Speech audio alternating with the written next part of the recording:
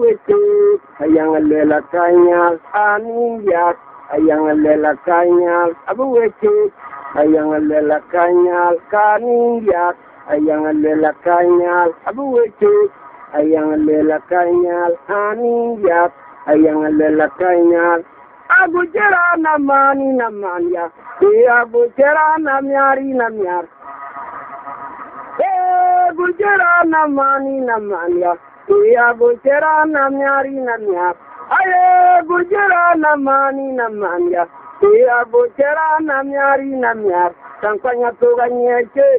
tangkanya tu ganyeche tangkanya tu ganyeche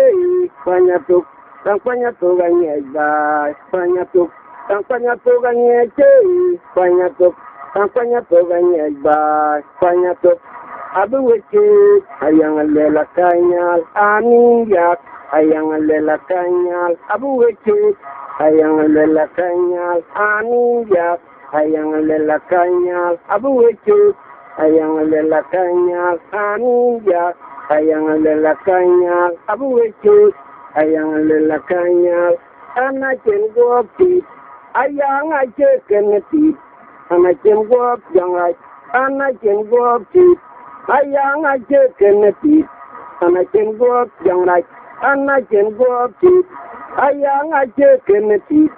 anachen gop jangai anachen gopi